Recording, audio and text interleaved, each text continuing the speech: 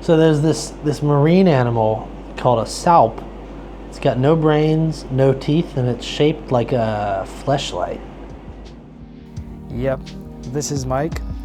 He's been living in China for 6 years. Then he left to Thailand and now he's back again. He has a Chinese wife and 2 amazing dogs, Henry and Jenny.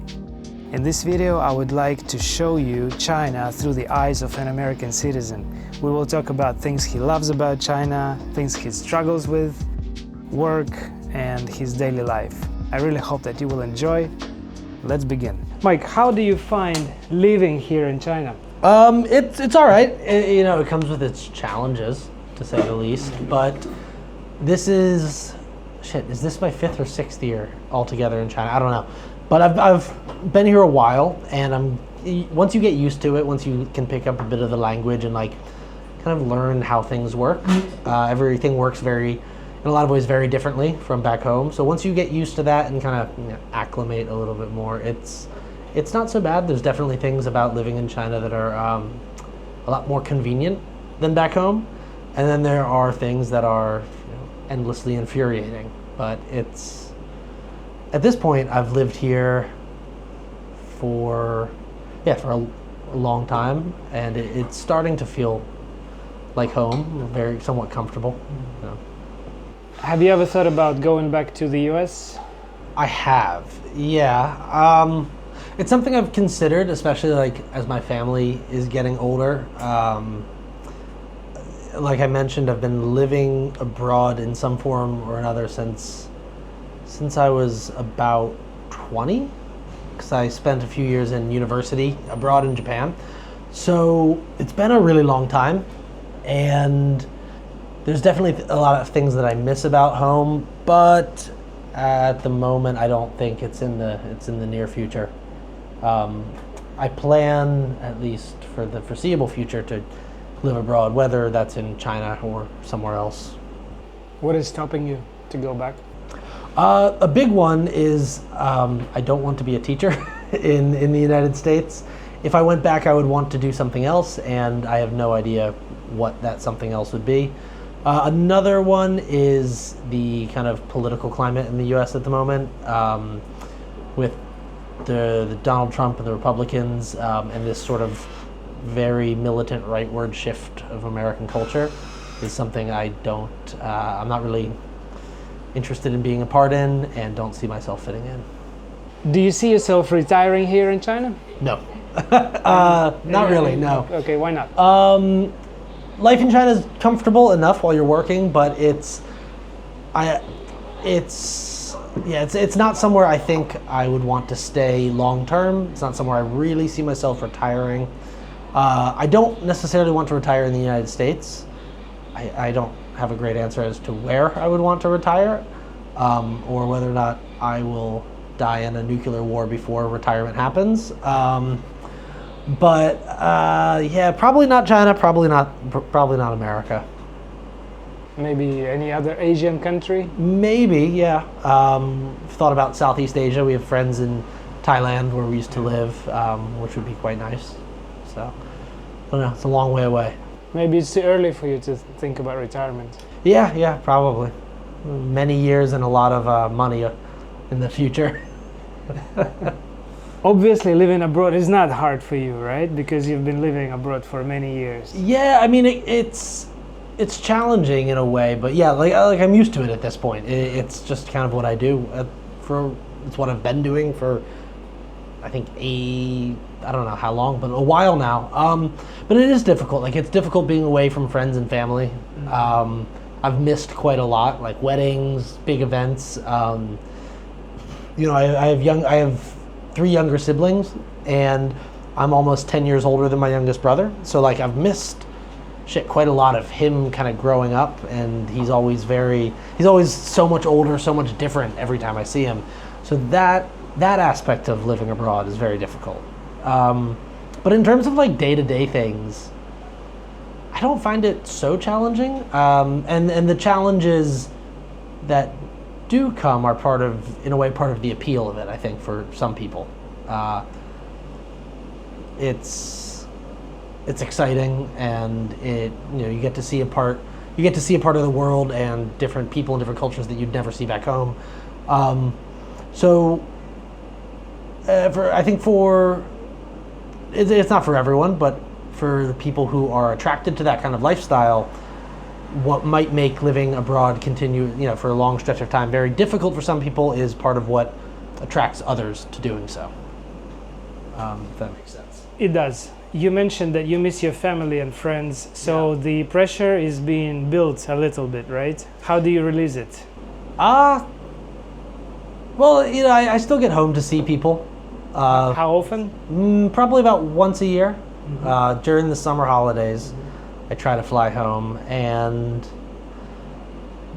but other than that, I don't know. So I'm not the only one in my family who lives abroad. My sister lives in Europe. So although I don't know how happy they are about it, my family's kind of used to it. There is pressure, especially as my parents are getting older.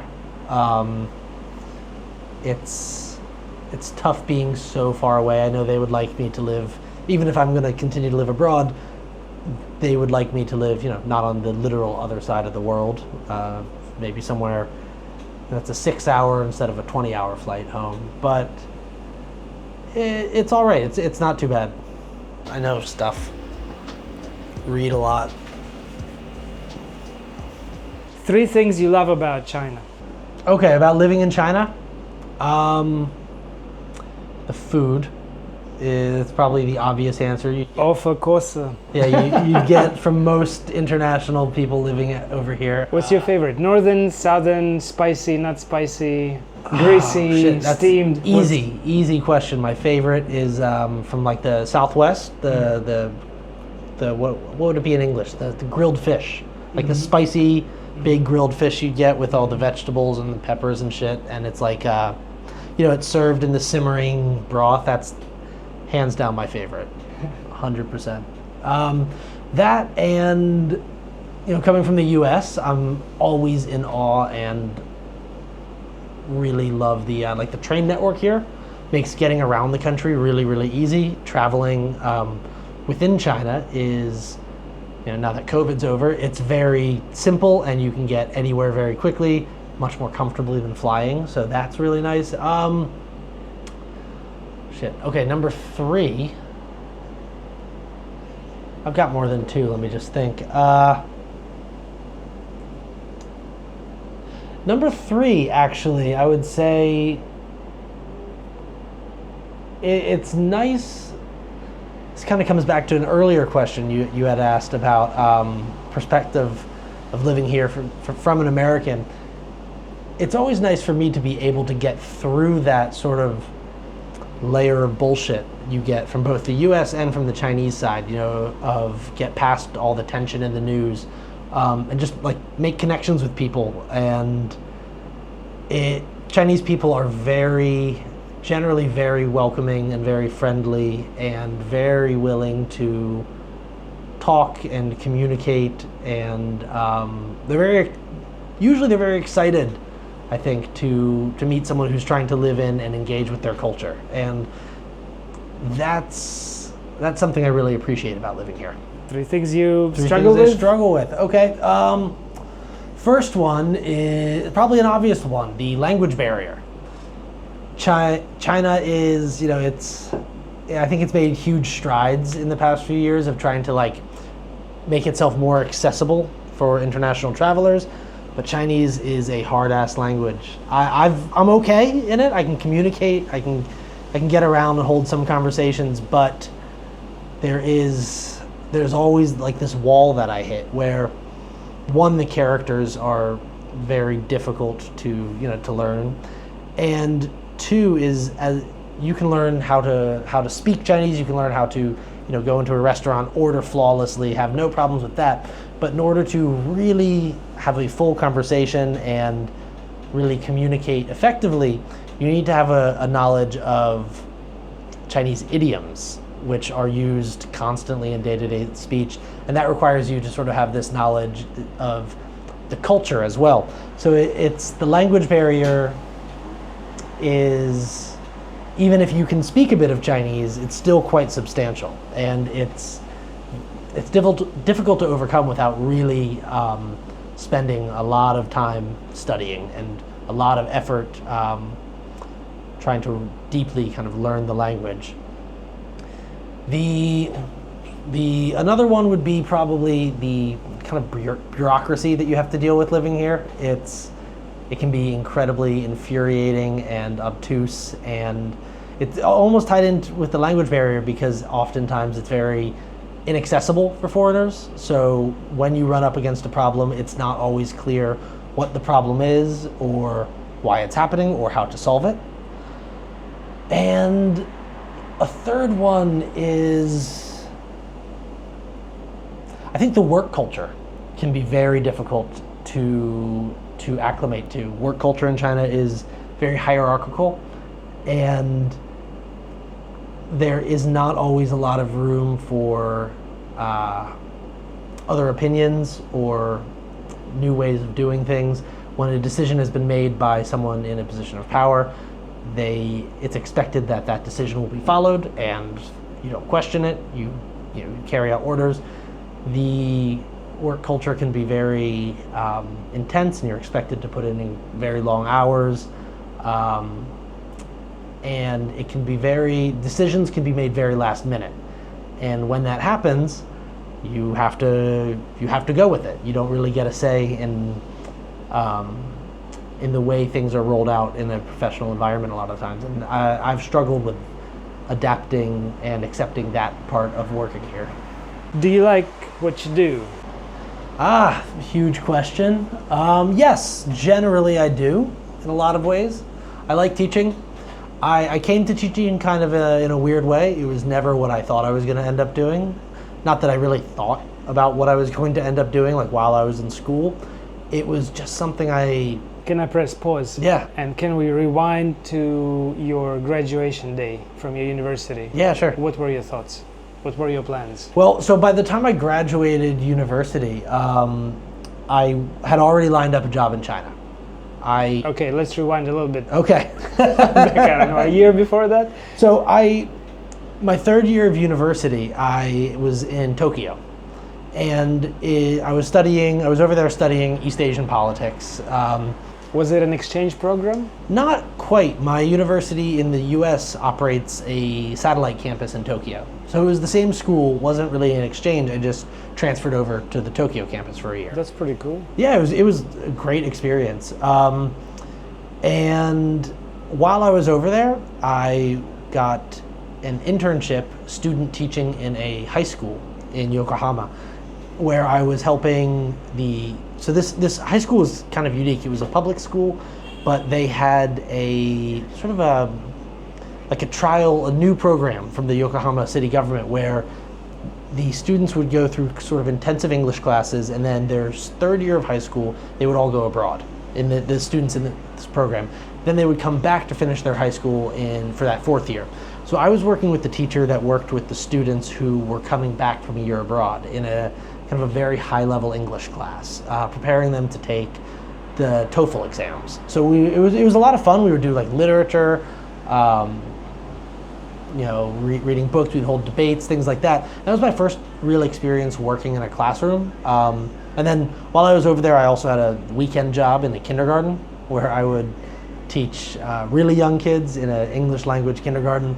And so then I went back, finished my degree in Philadelphia for my final year of school. And once I graduated, I kind of had no idea what I really wanted to do. So a few months before I graduated, I lined up a job in China because I had enjoyed teaching English and figured I would do that for a couple years. And then, so I came over here, ended up working in a training center for a few years, and then just kind of decided to stay. I liked it. I was good at it. And then where we met, I got the opportunity to teach as a homeroom teacher at an IBPOIP school in Nanjing. And since then, I've just stuck with it. It's what I've been doing ever since. So teaching was never really, I didn't grow up thinking I was going to be a teacher. I didn't go to school for it necessarily, but it's something I fell into. It's something I enjoy to a degree. I really like working in a classroom. I like working with kids. I fucking hate working in a school, if that makes sense. So, like, my favorite part of the job is teaching class and actually doing that. I can't stand the admin work, the paperwork, and like the petty office politics that come with schools, especially it seems international schools. But yeah, I plan to continue on doing this. At this point, this is my career. This is what I'm doing. So no regrets. No regrets. Have you ever thought about doing something else? Yeah, every day. Of course. Because you don't like something about what you do right now, teaching? Not so much. You love teaching, but you think about doing something else? Yeah, I just always think about other paths. It's not What makes you think about other paths if you enjoy teaching? curiosity, I guess. It's not regret necessarily. It's not regret, okay. But I'm curious mostly because this is all I've done since I graduated. So I'm curious what else I could have done, but I don't regret any of the choices I've made. I like what I do. In the future, I plan to continue teaching, but I'm also kind of just thinking about potential other ways to go. If something was to come up, I would consider it. What are the criteria for you? Money first or the interest of what you could have done? You mean if I was to leave teaching? If you were to leave teaching, yes. You're thinking about other jobs. Yeah. What drives you? Money aspect or just doing something different? I think for me, if I was to leave teaching, I would want it to be for something that I was really passionate about, something that I could really follow an interest in. Are you passionate about teaching? In a way. Like I said, I'm very passionate about the moments I'm in the classroom, working with the students. I really enjoy it. It's a dynamic job. It's very rarely boring, that part of the job, and it can be incredibly rewarding and satisfying when you do a good job. Okay, I think the best way to say it is, right now I'm teaching primary school. I'm a homeroom teacher, and I enjoy it. I really like it.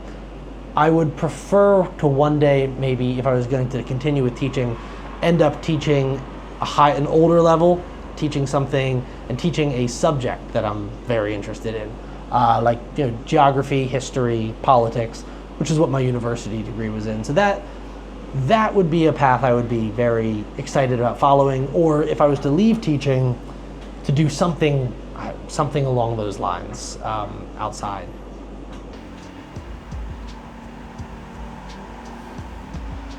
Your best year in China? That was probably, I couldn't remember what year it was, but you said 2020, and I think that's probably right, when we were all working in Nanjing together. Yeah, it was a great year. It was my first year, out of a training center and working in a real school. And the school, where we met was an interesting place, but we worked with such a fun, great group of people. I made friends with people who are still my best friends to this day. We played in a band around the city, which was a ton of fun. Went on a huge road trip with a few of my friends through Mongolia, which was great.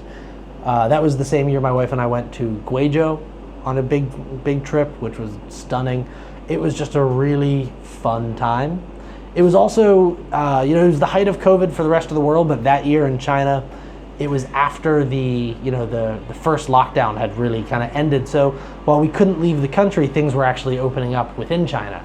So it was a lot of fun. It was a huge relief to be able to get out and travel a little bit. We did D&D games. Oh shit, right. We were doing D&D every week. Yeah, that was a great year. That was really, really fun. What 3 things would improve your life here in China? The first one is one that you'd probably get a similar answer from, I think, every foreigner who lives here. It would be an ID card, kind of similar to the equivalent of a Chinese 身份证. So you don't have to use your passport for everything. That's, for someone like me, because I've already put I've lost passports, I've put them through the washing machine, not having to take that around with me, not having to take that around with me to just do everything would be so nice. There's so many just apps that you can't access or things that you can't do, not out of any real conscious decision, but because they're designed to operate using a Chinese ID number, which is, I don't actually know how many digits. How many digits are in a Chinese ID? A lot, right? It's a different size number than your passport number, so it doesn't work. Just for example, the share bikes outside, I can't register with my passport because it's the wrong type of ID, and there's no option. They don't think to necessarily put that option in everything. So that would be a massive improvement. The second one is another one you've probably heard from a lot of people, is the internet. The internet situation, well, that's not going to change anytime soon. It would be lovely, especially just from a kind of professional standpoint.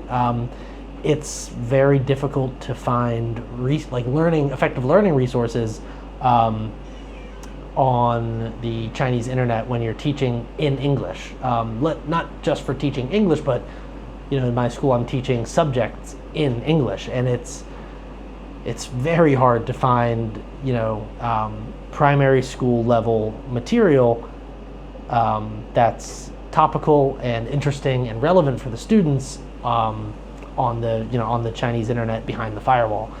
So that would be obviously another huge quality of life shift. The third one is just an impossibility. It would be lovely to have a way to get home easier.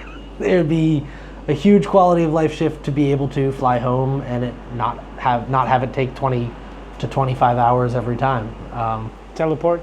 Teleport, yeah. I don't know how you would do that, but those are the big three that kind of like stand out to me that make living here somewhat difficult and frustrating at times. What do you do to occupy yourself not to get bored? A bunch of stuff. I read a ton. This year I went out and bought like a nice kind of long distance bicycle. So I do a lot of cycling, I work out, I play video games, play guitar. I have a bunch of hobbies that I kind of keep myself busy with. Any D&D crews here? I was playing a game with some guys at work actually a couple months back, but it just sort of fell apart. I have a lot of friends who, even if they don't live in this city, they live close by, Nanjing and Shanghai, so I can see them relatively frequently. And then we try to travel a lot. How often do you go to Shanghai? Maybe about once a month, roughly. Spend a weekend there.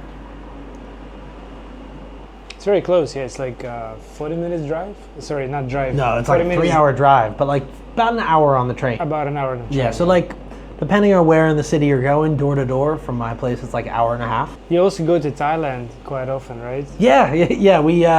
We fly down to Thailand, not quite as often as I go to Shanghai, but every few months to go see our friends in Bangkok. So we travel a lot. It can be refreshing to get out of the country. We haven't even started, man. That's exactly the point. We're kind of flexible. I think the weather is going to be shitty all week from what we can see, so like, whatever. Do you ever think about how you got to this point in your life? Yeah, all the time. I mean, definitely, because, I mean, life's weird. It's gone, it's a long, kind of weird path. And I'm definitely, compared to some of like my siblings or compared to some of my friends back home, I've definitely gone off and lived in a weird way. So I think about it a lot, and it's a lot of kind of chance and circumstance that led me to this point. As I mentioned earlier, I came into teaching just kind of as a coincidence. Then I was in the right, I had planned to come to China, teach English for a couple years and then go home. But then I was in the right place at the right time as COVID hit to find a job, a more sustainable, more serious job in a primary school. So I stayed, I ended up getting married here, and it's just a lot of chance circumstances working out in the right way that have turned this odd path into a very viable and fulfilling one. So I think about it often, because, had you changed any of those variables at some point in time, things could have been incredibly different. So, I'm happy things have worked out the way they have, but it is something I do think about a lot. I'm very lucky in a lot of ways. it's been an interesting and fun journey so far. If you had to go back twice to the past and tell yourself not to do something or to do something, would you do that? And what those things would be? Maybe. The one, when we moved to Thailand, it was awesome. I loved it. It was a great experience. But when we had done that, I had a job lined up in Shanghai, and we left partially because at that time, the situation with COVID was looking worse and worse. The Shanghai lockdowns were going on, and those were by far the most serious that anywhere in China outside of Wuhan in early 2020 was experiencing. And we were finished with it, we wanted to get out, have a breath of fresh air. Then, later that year, the restrictions were all lifted kind of overnight and everything went back to normal. So I don't know if I would actually do it differently. If I could go back and make that decision again, I think it's highly likely I would have still decided to go to Thailand. We had a really exciting 2 years there. It was such a great adventure. But I think about that a lot because I think that was sort of like an inflection point. That was that decision to leave when we did. Things could have been very different in some ways had we not done that. But in the end, I think I would do everything the way I've done it. Like I said before, I don't actually really regret anything. Even some of the things that we've done that haven't always worked out, it's always been a good experience. It's always been something to kind of like, at the risk of sounding like a fucking motivational poster, it's always been something to like grow and learn from. So it works in the end.